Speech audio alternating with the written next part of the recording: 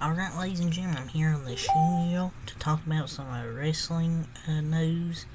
So I'm here to talk about some a little bit. There's not a lot, but still some stuff I want to talk about. So, according to the West Australian tourism officials, have launched an early bid to lure The Rock into appearing at WWE's Elimination Chamber event in Perth, Australia in February 2024, where they're having an Elimination Chamber as part of negotiations with WWE. So according to the West Australian, some tourism officials, they're trying to lure The Rock into appearing in Elimination Chamber.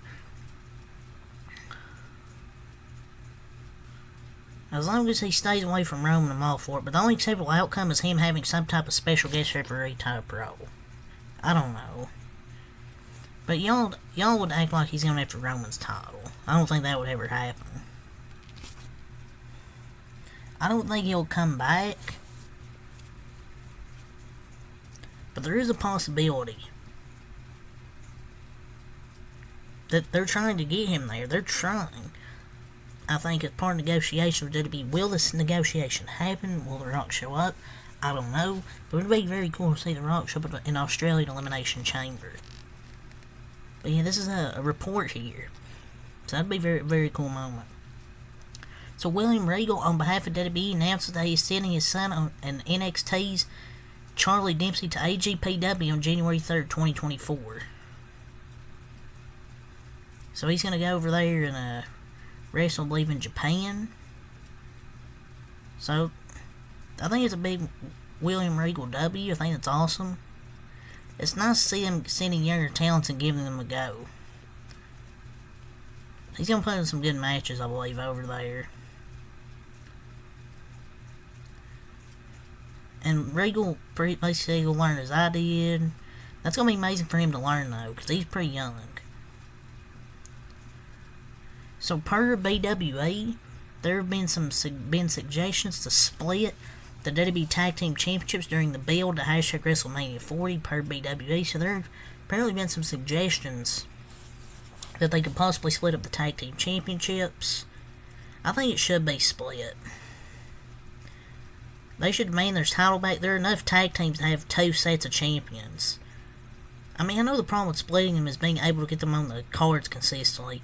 I think at the very least they should unify. Dragging around two belts kind of silly to me. But they have enough tag teams. Like with Raw, you have the Alpha Academy, the Diamond Mine, DIY, Imperium, Sheer, if anybody even cares about them. The Judgment Day, obviously, the New Day, the Viking Raiders. They have enough tag teams over there for SmackDown. You have AOP who's about to return, Angel and Humberto who've now formed up. You have the Street Profits, the Bloodline with Solo and Jimmy Uso, Pretty Deadly, LWO, the Good Brothers. You have enough tag teams where you can split them up. Let the Creed brothers take them to Judgment Day and then split them.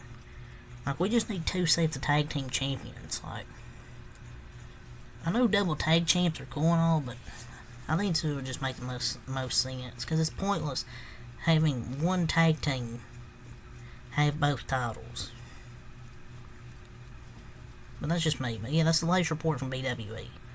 So, Seth Rollins, he closes 2023 as the only WWE superstar to have been on every pay-per-view on the calendar at Royal Rumble, also the Royal Rumble match, an Elimination Chamber in the Chamber match, WrestleMania versus Logan Paul, Backlash versus Omos. What happened to Omos? Haven't seen him in a while. Brian catering, eating some of that Titus food back there.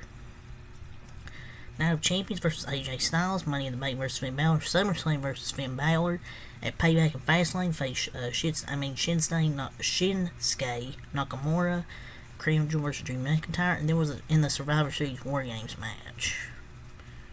So he's a workhorse, and he's been on every freaking pay-per-view. He's had a match, or at least in every pay-per-view.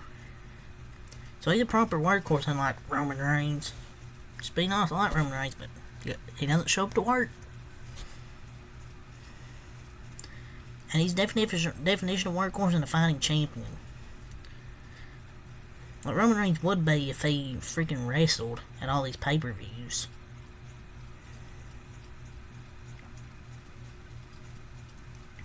So, per the Wrestling Observer, Cody Rhodes signed a new contract with WWE in October. I know Sean Ross Sabre said, he hasn't signed it yet, but per the Wrestling Observer newsletter or whatever, Cody Rhodes signed a new contract back in October.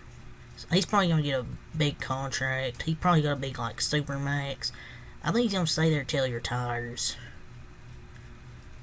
I mean, he could go back to AEW. It wouldn't surprise me, but I think he should retire in WWE. Like, he's probably one of the first, like, truly likable super baby faces they've had in forever. I mean, I like a lot of people, but they have all that slightly heel edge stuff, like, Seth Rollins, LA Knight. LA Knight's a baby face, but he gets off some heelish vibes. Cody's like that John Cena style face, but stays super likable. And it's because he's fought for it. And he's probably going to retire to WWE. I think he got that bag. So WWE's fan voted tournament to crown the match of the year concluded. The winner and crowned WWE's 2023 match of the year was Cody Rhodes and Roman Reigns at WrestleMania 39. One of the matches of the year. Great match. Two of the biggest draws in the company before, CM Punk come back. Obviously, it's the match of the year. It could have been that triple threat match as well, which is at the same WrestleMania as well.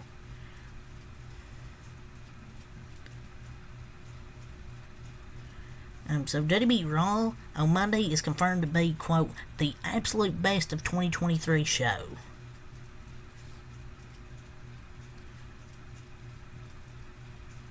Well, we all deserve a much needed break. It will be like a studio show like they did last year, and it's pretty neat. So all deserve a much needed break. I think it's going to be, I don't know what they're going to do for SmackDown. They might do that same thing for SmackDown. It's be like a best of SmackDown or whatever. So, yeah. So, Io Sky will defend her women's championship against Mia Yim in 2 weeks at SmackDown New Year's Revolution. So, hopefully, she goes up there and delivers. That's why she pinned Io Sky in that 8-woman tag matches, because they need Io Sky to have a contender for the title. So it's good to see she's getting somewhat of a push and getting a title match. Probably not going to win, but at least she's getting a title match. Butch has to find a partner to face Pretty Deadly at SmackDown New Year's Revolution. It's probably going to be Tyler Bate, most likely. Because I think he's done with Rich Holland, so I think it's going to be Tyler Bate. So, some of the news from SmackDown, Angel Garza and Humberto Carrillo are back on the main roster, and they've aligned with Santos Escobar. I low-key thought a freaking fan jumped the barricade with a mask at first, but it was freaking Humberto Carrillo. So yeah, they're aligned. I think it's good. The Authors of Pain, along with Paul Ellering, are back, and they seem to align with Karrion Kross. I'm intrigued with this pairing with them. I think it could be good. And if this can't work with Karrion Kross, I don't know what will. But hopefully this actually does work. Paul Ellering, I think, can fix his career. But we'll just have to see. But I think it could be low-key an interesting pairing with them. Cassie Lee and Shawn Spears announced they're expecting their second child. Congratulations to them. So yeah. If we find any more news here, I don't think there really is, though.